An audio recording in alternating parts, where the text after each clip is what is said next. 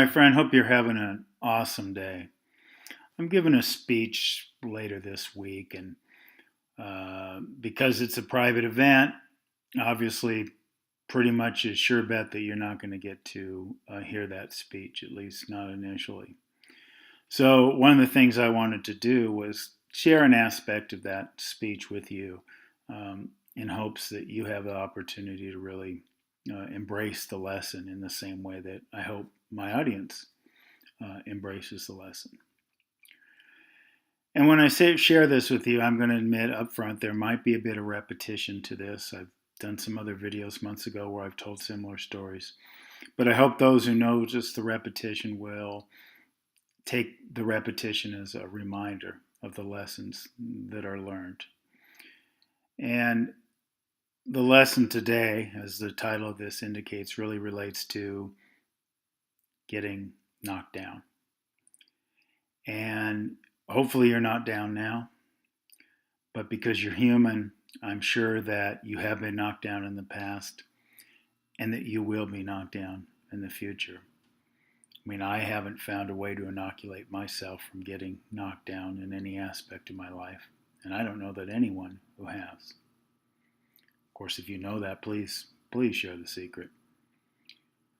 But I want to talk about one particular time that I was knocked down because I think it's clearly the time that I got knocked down the hardest in my life.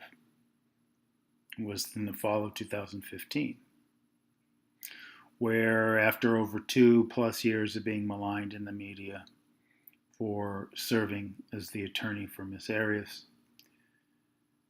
I received a diagnosis that I had stage 3 non-Hodgkin's lymphoma, and that curing that condition meant putting a power port in my chest and going through 6 rounds of chemotherapy, injecting toxic chemicals into my body. And I've talked elsewhere about the reality that I thought about not going into chemotherapy. I thought about staying down. Of course, in this case, staying down meant way down. As in, if I stayed down and didn't go through chemotherapy, I'd be 6 feet under. And I thought about that. And I really gave serious contemplation to it, as hard as it might be to believe. But I thought about other instances in my life. Instances where I'd had goals that I wanted to achieve and maybe I'd been derailed from them.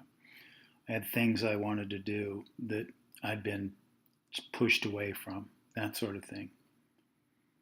And I remembered that when I got up and kept going, that magic would happen. And I had no specific goal in mind. I had no idea. I just had the faith that something better, a happier life, was around the corner. Now, I know, like I said a moment ago, that you're going to get knocked down in your life sometime in the future. Now, I hope it's certainly not as hard as the situation I described of me in 2015. But when you get knocked down, you have to decide something. You have to decide whether you want to stay there. And see, if there's any advantage to being knocked down, it's that you know what your life is going to be if you stay there. Whether it's a bad relationship, a bad job, or not pursuing what you really want to do and wondering if you ever will or ever had the capability of doing it, you're going to sit right there. And it might be tempted to sit right there, sit down, because you might get a lot of sympathy or pity from your friends. I could have gotten that all the way to the end of my life.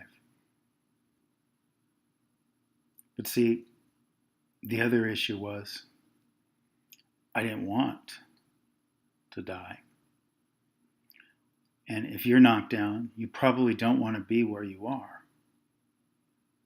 And look, each one of our situations is different, and I get why getting up could be so tough in certain situations.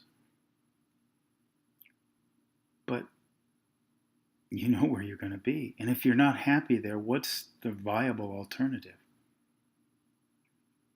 Now, every time I've gotten back up in my life, magic has happened. Every time I've got back up and followed my heart, the universe has rewarded me with various things. The goals I wanted, the things that I didn't know I wanted that I treasure now. So, my point is this. If you're down on the mat, get back up. Get back up and follow your heart in the direction that you want to go.